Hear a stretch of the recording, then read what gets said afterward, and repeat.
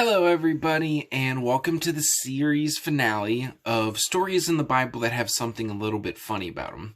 Now, when I was putting this series together, there was one story in the Bible that I absolutely knew I was going to put in this series, and it's actually my favorite story in the Bible. And the reason it's my favorite is that I remember in middle school, I was sitting in the sanctuary while Evan was preaching, and he started talking about this story, and he was talking about the funny part in this, and I was in the audience just cracking up because I thought it was just the funniest thing ever.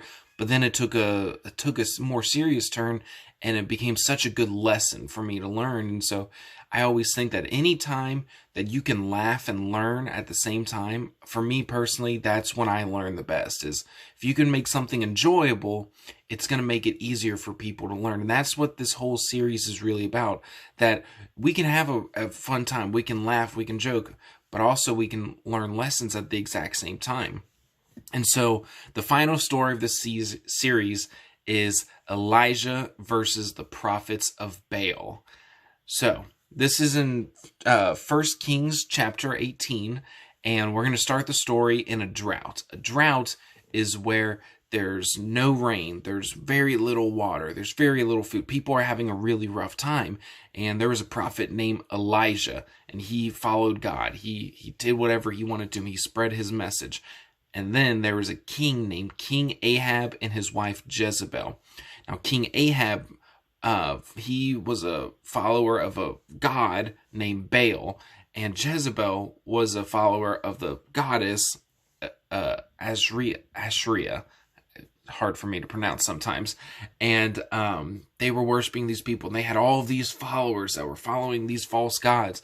And Elijah, he confronts King Ahab and says, I challenge you to a spiritual showdown, that you don't like me because I follow this God, and you're following the wrong God, and you're worshiping false idols and false gods. That I want you to gather all of your prophets, all of your followers, and meet me on Mount Carmel. Mount Carmel was a big hill next to their kingdom, and they go up to Mount Carmel. King Ahab and Jezebel get all of their followers. It's probably about 1,000 people that they bring, and Elijah's there by himself. And he's the only person that's on God's side in this one, where there's thousands of people with King Ahab and Jezebel. And so Elijah gets onto a hill and he starts talking to the people of Israel. And he says, how long will you waver between two opinions? So he's saying, if the Lord is God, follow him. If Baal is God, follow him. So he's telling the people, you need either follow Baal or you need to follow God. And I'm going to show you. We're going to have a spiritual showdown to show you who you should follow. And so Elijah's putting all of the cards on the table. He's saying, here, you choose his side, choose my side. We're going to go head to head. Whoever wins, you should follow them. And so it's almost like God is telling Elijah, you need to just show people that who you should follow. You should follow God. You shouldn't be following Baal. You shouldn't be following Ashria. That you need to follow me, the Lord, the true God.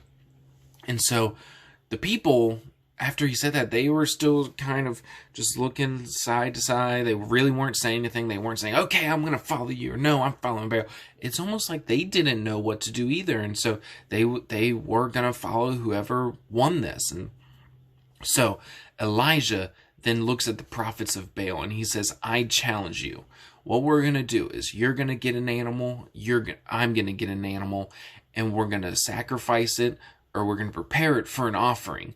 And so that means they're going to take a bull, they're going to cut it up, and then they're going to put it on to an altar, or a stone altar, where they put wood on there. They have these 12 stones, that they have all of these things. And the only thing about this offering is that they're not going to light it on fire. That usually when you make an offering back in the day, you would make this big fire and then you light it and then it would catch on fire because you personally lit it on fire.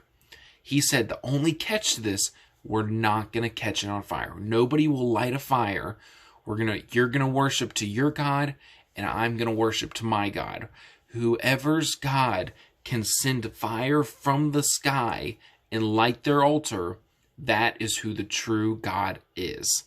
And so the prophets of Baal, they agreed. They said, "Oh, this is a good plan. Look at this. We got 1,000 people. He's by himself. He's worshiping some lord, some god. Definitely not real. Baal. He's our guy. That's who we're following." And so that was their plan. They thought they had this in the bag.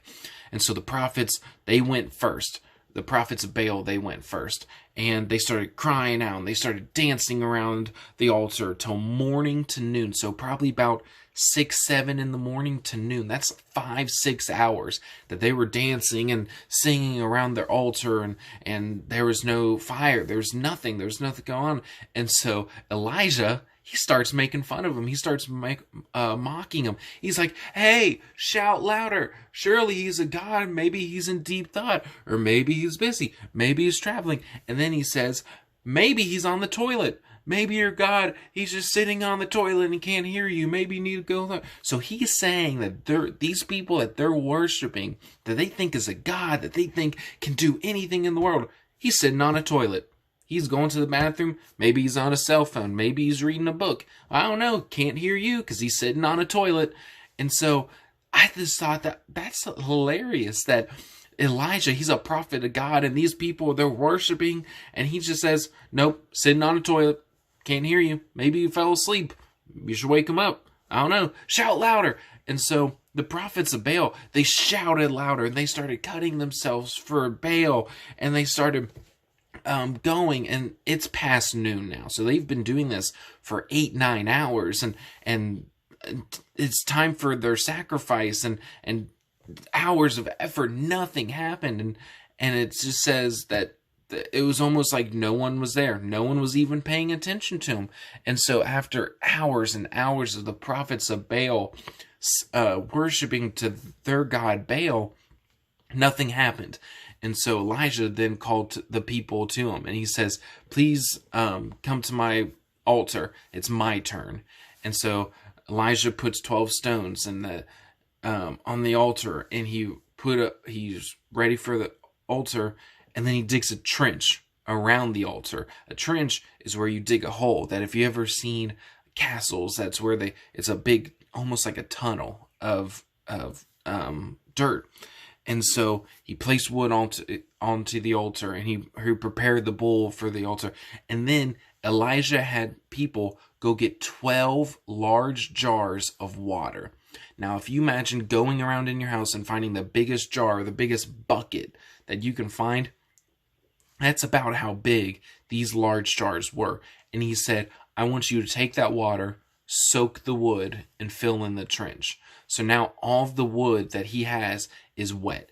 Around the altar is a big moat of water. That means it's so much water.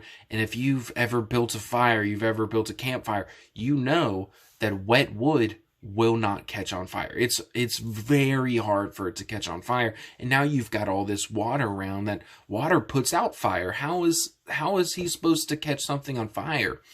And so the prophets of Baal, they're kind of look at him like, what is this guy doing? How is he supposed to catch this on fire? And so once it was ready, Elijah prayed, and I'm going to read it word for word. He said, "Lord, the God of Abraham, Isaac, and Israel, let it be known today that you are the God in Israel, and that I am your servant, and I have done all of these things at your command. Answer me, Lord, answer me, so these people will know that you, Lord, are God, and that you are turning their hearts back again." And then God did what Baal could never do. That the 8, 10 hours that these people were worshiping Baal and saying this, nothing was happening. It was almost like he was sitting on a toilet.